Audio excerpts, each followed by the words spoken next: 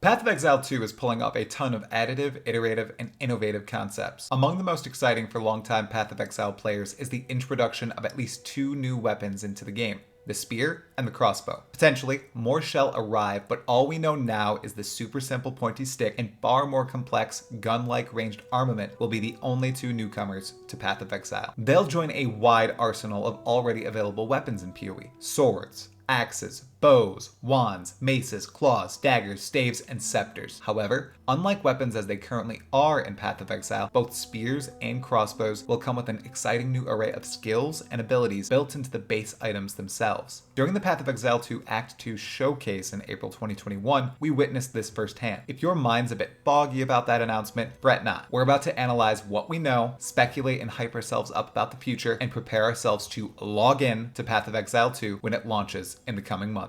For newcomers hopping on the friendly Exile bandwagon for PoE 2, here's the summarization of how weapons work as items in present-day PoE. Weapons are a category of equipment. Typically, they deal damage with attacks or modify ways a character can deal damage via various affixes. Any character in PoE can swap between two sets of weapons at any time with no cooldown. All weapons have particular base statistics: physical damage, critical strike chance, and attack speed. Melee weapons have weapon ranges, which state at what maximum range a character may strike an enemy. Additionally, weapons are a certain archetype: attack weapons, caster weapons, and summoner weapons. A weapon's archetype affects what type of affixes they can roll. Within each weapon type, there are myriad item bases. These bases vary in terms of base stats, modifiers possible, art, and importantly, implicit modifiers. This special kind of modifier is standard across all items of a certain base type, and, in many cases, cannot be added or removed and is similar to other weapons of its type. Usually, it's a passive benefit. Here are a few examples. A rusted sword base provides 40% increased global accuracy rating. A hook sword gives 15% chance to maim on hit. An ancient sword adds plus 165 to accuracy rating. A capricious spirit blade grants 100% of physical damage from hits with this weapon is converted to a random element. Meanwhile,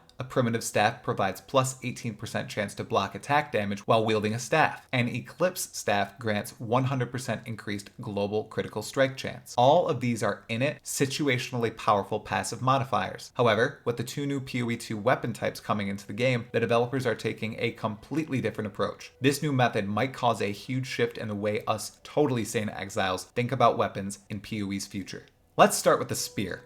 Immediately, the developers are looking to redefine how each weapon class feels. Swords should feel different from axes, and staves should play different than wands. With the spear, Grinding Gear Games is pushing the idea of mobility, weaving in and out of combat with ease. Builds utilizing spears should flex both powerful ranged and melee options, with a focus on extremely fast movement. As a current day PoE player, I'm picturing the dexterity of a bow build mixed with the incredible melee burst potential of the rare character who uses Val Double Strike, or the boys from the Savior unique sword. Building on this idea of mobility, spears will always grant characters at least one mobility skill. We didn't see the actual way this happens, but I'm guessing it's through an implicit, yes, a skill through an implicit modifier. This seems to be a common concept between both the spear and the second new weapon in PoE 2, the crossbow. The spear showcased in the PoE 2 Act 2 gameplay in the background grants the character two mobility skills, an engage and disengage skill. The engage increases melee damage for a short time upon use, while the disengage appears to thrust out a few spears at enemies the character moves away from, sort of like a projectile javelin throw. Throughout the showcase, we continue to see more and more skills that appear to be unique to spears, such as the rapid assault skill. It's a set of 4 jabs, where the 4th is longer, but does a huge chunk of damage and requires the full commitment. Skills like this will likely make sense and will be widely used on bosses, even in present-day PoE, but in general mapping gameplay, I'm skeptical unless there's a massive redesign of what endgame will look like in PoE. I expect a slight slowdown to start, and I truly mean slight. They know what their player base enjoys, and despite plenty of outcry about nerfs, zooming and becoming a god in PoE is as easy as it ever has been in Crucible League. Truly, I'm excited to see what new skills are added alongside spears, plus how some of the 19 new Ascendancy classes, and even the old ones, will work with the weapon class. It's an entirely new archetype in PoE, bringing back some memories of the Amazon in Diablo 2, just as the addition of this next weapon class might spur some distant thoughts of the Demon Hunter from Diablo 3. The crossbow is the second new confirmed weapon class arriving with the launch of Path of Exile 2. Somewhat similar to spears, crossbows will grant character skills. However, they're not used for movement. Instead, crossbows will provide attack skills to anyone who equips them.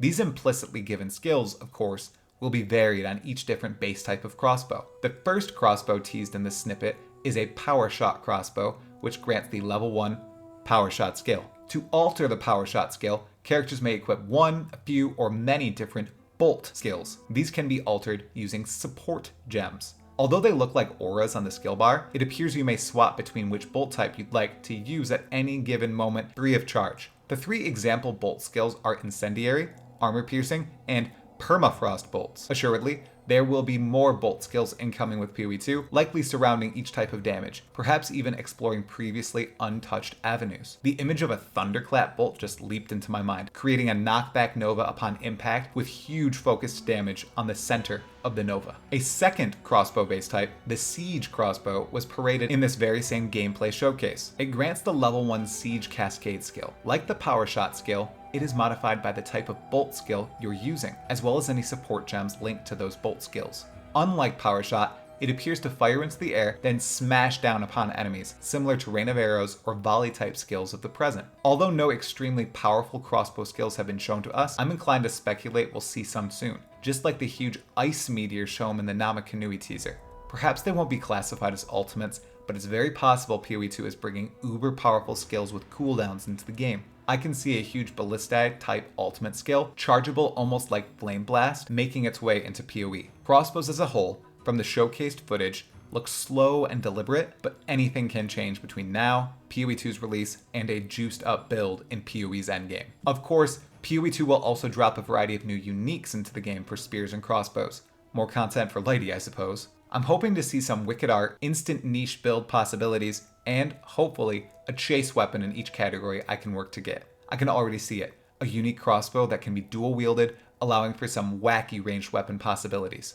There was already a healthy set of unique weapons in the game, especially with the latest set of buffs. I'm excited to see crossbows and spears added to the list of items we can fawn over. While honing in on the spear and crossbow, there might be a batch of changes coming for all weapons in Path of Exile with Path of Exile 2. I strongly doubt implicit modifiers holding skills will be relegated to only spears and crossbows. I'm speculating here, but I think some, if not all, weapons will receive an implicit skill and regular implicit passive. In some cases, these could replace the default attack currently in the game and ensure, as a base, every weapon will be unique. All the usual skill gems will remain in place, but every single weapon base type will get its own basic skill. Spears will get mobility skills, crossbows attack skills, swords might also get attack skills, while certain staves will get the whirling bash attack this monk is completing in the Agarat trailer. That might be too big a change up, but it's a possibility. Honestly, I do think that'd be too much. Perhaps a few bases gaining implicit skills would be nice, but not every single one. It would limit builds based on weapons far too much. Can you imagine the spark skill being tied to a specific staff base? I would not enjoy that. Regardless, we're definitely seeing changes to the weapon class system in the future, and we'll learn more official information soon. Grinding gear games rarely introduces new weapons into Path of Exile. At the very least, Path of Exile 2 will bring 2 to the game, the spear and the crossbow. Each will likely drop with a variety of unique versions, new affixes, and skills specific to these classes of weapons. Additionally, weapons as a whole might receive a revamp, gaining new skills as implicits and defined, but hopefully not rigid, ways to wield them across Ray class and beyond. Could more new weapon classes be actualized in good time? Time, indeed, will tell. We're getting closer every passing day. Path of Exile 2, here we come. I'll see you there. If you enjoyed the video, please subscribe for more Path of Exile content, give it a like, and share your totally not unhinged opinion in the comments. I'd love to see your version of the vision. If you would like to directly support the growth of Talkative Try, pledge on Patreon, or become a member of the channel here on YouTube. Links are in the description, fellow exiles. Massive thanks to my current patrons and members for their awesome support. Tala Moana.